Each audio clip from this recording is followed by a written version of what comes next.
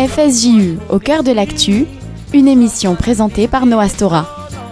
Bienvenue dans FSJU au cœur de l'actu, votre rendez-vous hebdomadaire pour découvrir les initiatives, les événements et les actualités qui font vivre la communauté juive à Marseille et en Provence. Le Fonds social juif unifié est bien plus qu'une institution. Depuis plus de 70 ans, il est le cœur battant de la solidarité juive. À travers l'action sociale, l'éducation, la culture et l'engagement communautaire, le FSJU accompagne et soutient les familles, les jeunes et les plus vulnérables. Chaque semaine, plongeons ensemble dans cette dynamique pour découvrir l'engagement du FSJU Marseille-Provence à travers des projets et des moments forts. Bonjour à tous, je suis Noah Stora et aujourd'hui FSJU au cœur de l'actu.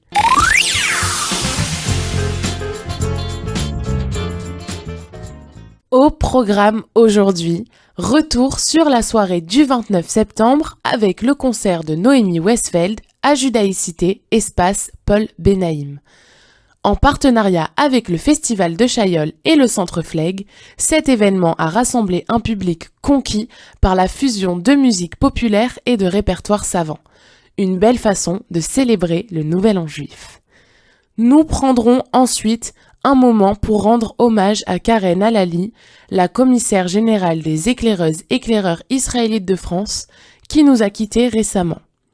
Sa vie et son dévouement à la jeunesse ont laissé une empreinte indélébile sur ceux qui l'ont connue. Nous partagerons des anecdotes et des témoignages pour célébrer son héritage. Le FSJU Marseille-Provence a tenu à accompagner les EI dans cet hommage. À l'occasion du triste anniversaire du 7 octobre 2023, nous vous invitons à participer à une cérémonie de recueillement qui se tiendra le dimanche 6 octobre à la Grande Synagogue Breteuil. Ce rassemblement, soutenu par le FSJU Marseille-Provence, vise à honorer la mémoire des victimes et à exprimer notre solidarité envers les otages toujours retenus. On vous en parle dans un instant. Nous terminerons avec l'annonce d'un événement marquant prévu ce lundi 7 octobre au site mémorial du Camp des Milles, journée organisée par la radio juive de Marseille et dont le FSJU Marseille-Provence en est le partenaire. Une émission chargée en émotions.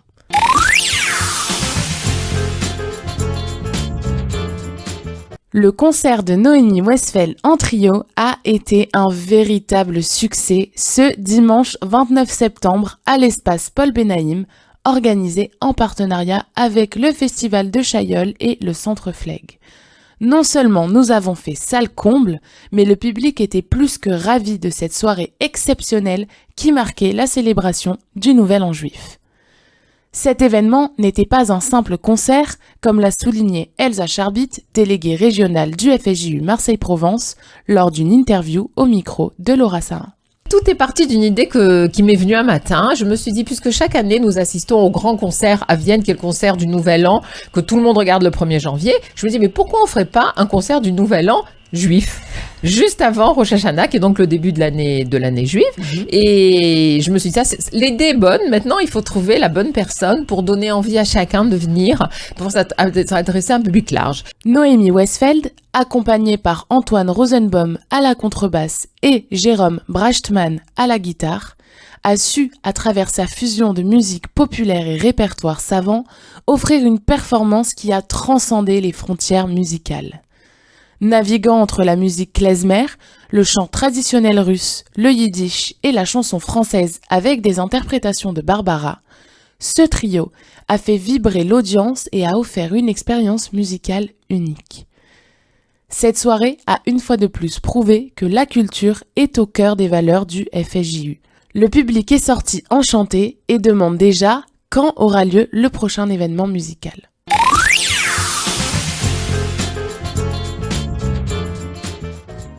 Karen Alali, commissaire générale des EI, éclaireurs israélites de France, nous a quittés ce jeudi 26 septembre. Mais alors, qui était Karen Alali ? De son nom de totem Grand Manitou Garuda, Karen a rejoint les EI à l'âge de 8 ans, où elle a rencontré celui qui deviendra son mari. Enseignante de formation, elle a occupé le poste de commissaire général des EI de 2008 à 2024 et a notamment orchestré la célébration du centenaire du mouvement. Karen était une femme exceptionnelle. Elle incarnait l'engagement, la bienveillance et le soutien, des valeurs qu'elle a portées haut au sein des EI. Karen a marqué des générations entières, devenant un exemple pour tous. Pour tous ceux qui ont croisé son chemin aux EI, elle était bien plus qu'une figure inspirante. C'était une mère, une amie, un modèle. Il n'y avait pas un prénom qu'elle ne connaissait pas une personne à qui elle n'offrait pas son attention. Jonas Seraf, ancien responsable du groupe local des EI de Marseille-Robert-Gamzon, le dit lui-même. Karen était vraiment la personne la plus emblématique des EI. Quand on parle des EI, la première personne à qui on pense, c'est Karen El Ali. Elle a dirigé les EI pendant, je crois, plus de 16 ans. Elle a apporté sa patte, sa touche. Elle le faisait avec le cœur. Elle aimait tout le monde. Elle savait juger les personnes à sa juste valeur. Dès qu'elle rencontrait quelqu'un, déjà, elle connaissait le prénom, même si elle n'avait jamais vu de sa vie, elle connaissait le prénom de cette personne, alors que quand on était milliers en France, et pourtant elle connaissait le nom de tout le monde. Moi, la première fois que je l'ai vue, elle m'a dit « Bonjour Jonas, comment ça va ?» Et je me suis dit « Mais comment, d'où elle connaît mon prénom? C'est jamais vu, jamais parlé. » Moi, je la connaissais parce que c'était la grande chef, mais moi, d'où elle me connaissait? J'étais première année animateur. Mais au-delà de ce rôle collectif, Karen était avant tout une mère dévouée de 4 enfants incroyables. Mes pensées les accompagnent aujourd'hui, car je sais qu'ils font et feront toujours sa fierté. Je leur envoie tout mon amour et mon soutien. En tant qu'ancienne responsable des EI de Marseille, et ayant eu la chance de connaître Karen, j'aimerais vous raconter une petite anecdote à son sujet. Lors des tournées des camps d'été, Karen avait l'habitude de venir pour voir comment se déroulaient les camps. Mais ce jour-là, c'était toujours une visite secrète, pour éviter que tout le monde se mette à ranger et que le camp paraisse évidemment parfait.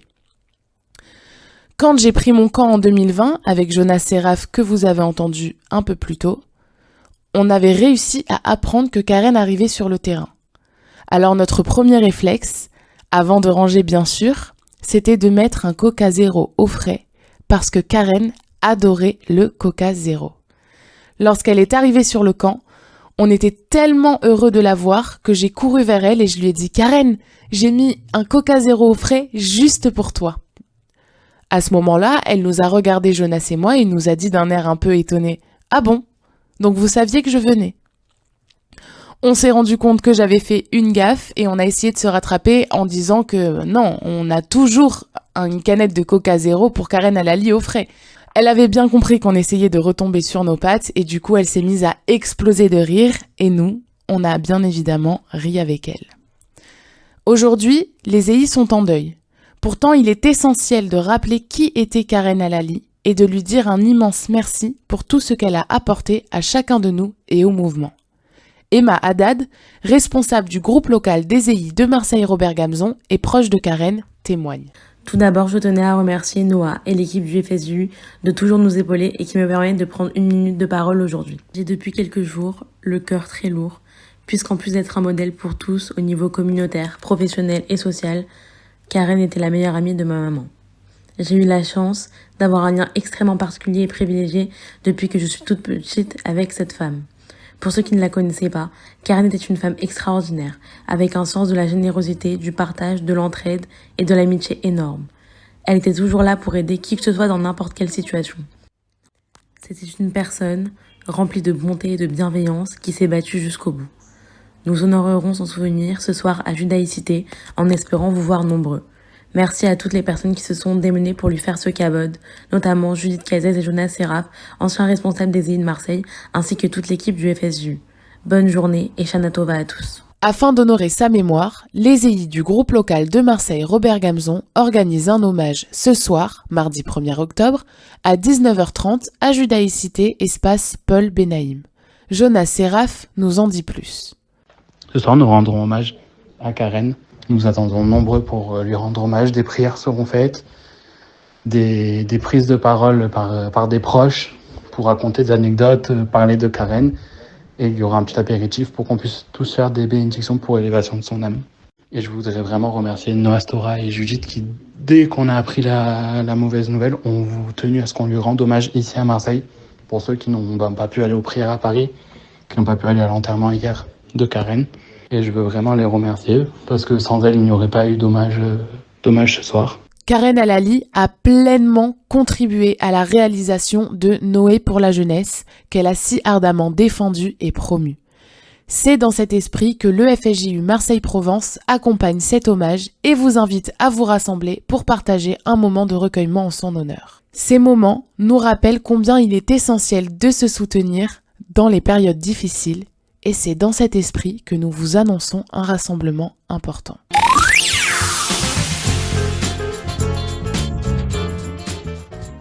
À l'occasion du triste anniversaire du 7 octobre 2023, toutes les associations juives de Marseille se mobilisent pour rendre hommage aux victimes de cette tragédie et exprimer leur soutien aux otages toujours retenus. Nous vous invitons à vous joindre à nous le dimanche 6 octobre à 18h à la Grande Synagogue Breteuil pour une cérémonie de recueillement. Le FSJU Marseille-Provence, partenaire de cet événement, poursuit son engagement au service des victimes en France et en Israël. Depuis le 7 octobre, le FSJU a déployé des efforts considérables pour venir en aide aux communautés les plus touchées, notamment dans le sud du pays. Avec 4 millions d'euros mobilisés, 100 000 colis distribués en partenariat avec La Tête et des milliers d'Israéliens et Franco-Israéliens soutenus ou logés, le FSJU apporte un soutien vital sur le terrain. Le programme FSJU Volunteer permet également à des jeunes bénévoles de contribuer à l'effort de guerre en renforçant l'aide agricole dans les kibboutz du sud d'Israël, en partenariat avec la Chavaya israélite et le FSJU Israël. Par ailleurs, le FSJU soutient directement 27 étudiants du kibboutz de Kfar Aza en leur accordant des bourses d'études pour reconstruire leur avenir. En France, le FSJU s'est aussi engagé pour renforcer la sécurité des structures juives avec près de 300 000 € alloués à la protection de centres sociaux et maisons d'enfants. Enfin, c'est 5 tonnes de matériel humanitaire qui ont été envoyés depuis la France pour répondre aux besoins immédiats sur place. Votre présence à cette cérémonie de recueillement le 6 octobre témoignera de la solidarité de notre communauté et du soutien indispensable que nous continuons d'apporter à Israël.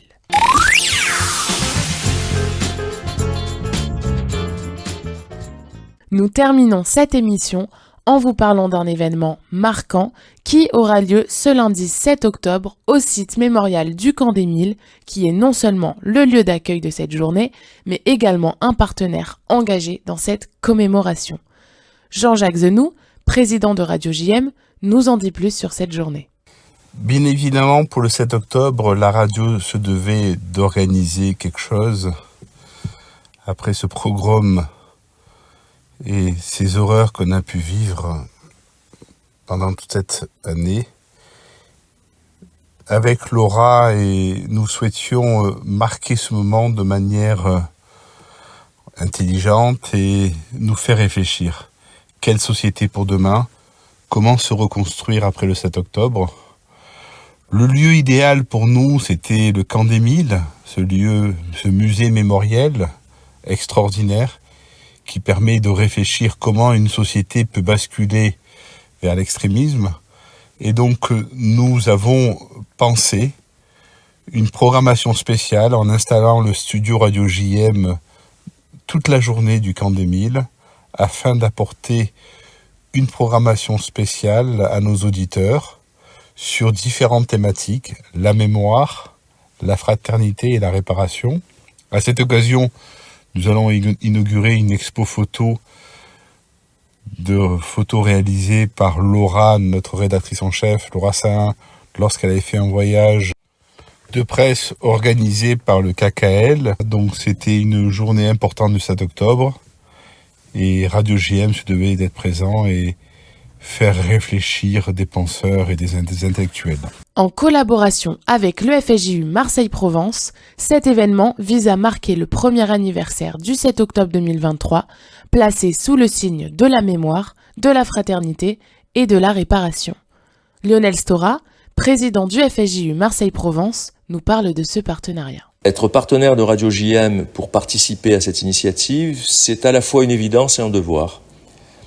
Une évidence pour les valeurs qu'elle mobilise et qui sont chères au Fonds social juif unifié, des valeurs de réflexion, de partage d'idées, de culture et d'espoir, parce que notre tradition nous l'enseigne, nous sommes le peuple du livre et de l'espoir, la Tikva.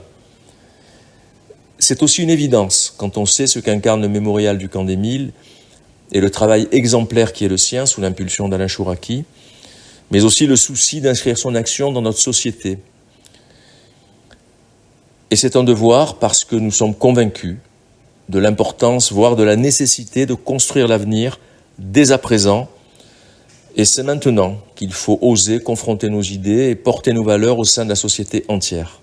Dans la matinée, 3 tables rondes rythmeront les échanges avec des invités de taille.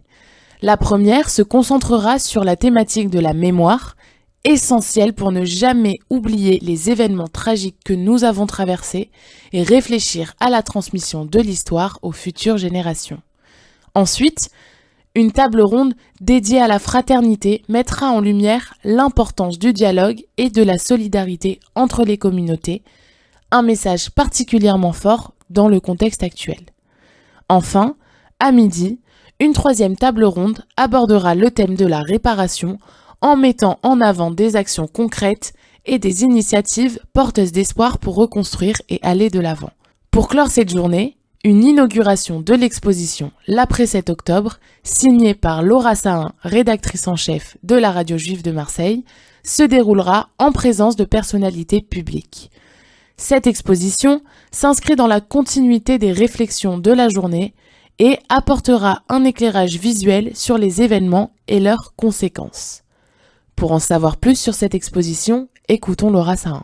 Cette exposition qui s'appelle l'Après 7 octobre est née assez naturellement suite à un voyage de presse en Israël organisé par le KKL fin janvier. J'ai eu la chance d'aller rencontrer des familles endeuillées, de visiter des kibboutz qui ont été attaqués, d'aller sur le site du festival Nova. Et naturellement, j'ai pris mon appareil photo et j'ai spontanément pris ces photos. Et ce n'est qu'au retour en France qu'on s'est dit avec l'équipe de Radio JM pourquoi pas en faire une exposition photo à l'occasion de cette belle journée qui va être organisée au Camp des Milles.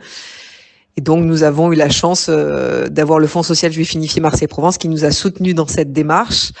Et de ce fait, on a pu faire naître cette exposition qui s'appelle l'Après 7 octobre. C'est 20 photographies qui mettent en image à la fois l'horreur de ce qu'il s'est passé en Israël, mais aussi l'espoir, la reconstruction.